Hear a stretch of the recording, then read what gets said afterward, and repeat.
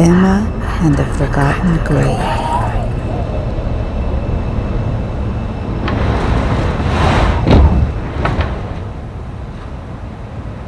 Every day, little Emma walked the same path to and from school, her footsteps tracing the edges of the old cemetery that lay just beyond the wrought iron fence.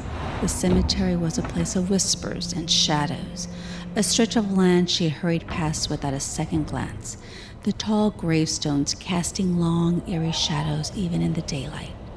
One chilly autumn afternoon, Emma stayed late at school to work on a project.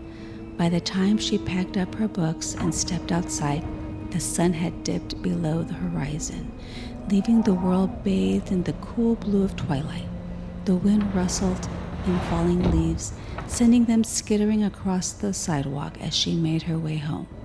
As Emma approached the cemetery, the air seemed to grow colder, the night pressing in around her.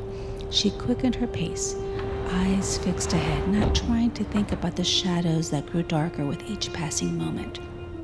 But then something caught her eye, a soft glowing light among the tombstones. She slowed, curiously gnawing at the edge of her fear. There, in the middle of the cemetery, was a ghostly figure, its pale from skimmering like mist in the moonlight. It was a woman dressed in an old-fashioned gown, her long hair flowing around her as if caught in a breeze Emma couldn't feel. The ghost raised a hand and waved to Emma, beckoning her closer.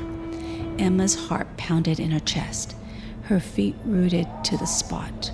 The ghost's eyes met hers, and they were filled with a sadness that tugged at Emma's heart. She took a tentative step toward the fence, unable to look away.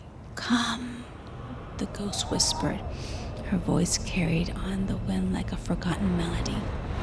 Emma hesitated, her mind torn between the safety of the road and the strange pull of a ghostly figure. She felt a strange connection to the woman, as if she were someone Emma should know, someone from a distant memory. Summoning all her courage, Emma slipped through the gate. The creak in the iron hinge echoed in silence. The ghost smiled, a soft, wistful smile, and gestured for Emma to follow. She led her through the cemetery, past rows of gravestones, until she reached a small, neglected grave near the back. The ghost knelt beside the grave, her translucent figures tracing the letters carved into the weathered stone. Emma could barely make out the name, Eleanor, but she saw enough to understand. "This was my home once," the ghost whispered, her voice barely audible. "And you, dear child, are my only family left." Emma's breath caught in her throat as she realized the truth. The ghost, Eleanor, was her great-great-grandmother, a name she had heard only in passing from her parents. The cemetery had been her final resting place, forgotten by all but the shadows. Eleanor looked up at Emma, her eyes filled with a deep, aching loneliness. "I've been waiting for you, someone to remember me," she said softly, "to know that I was here." Tears welled up in Emma's eyes as she knelt beside her ancestor's grave. She reached out, her small hand passing through Eleanor's ghostly form to touch the cold stone. "I remember you now," she whispered. As her words left her lips, Eleanor's form began to fade, a peaceful smile on her face.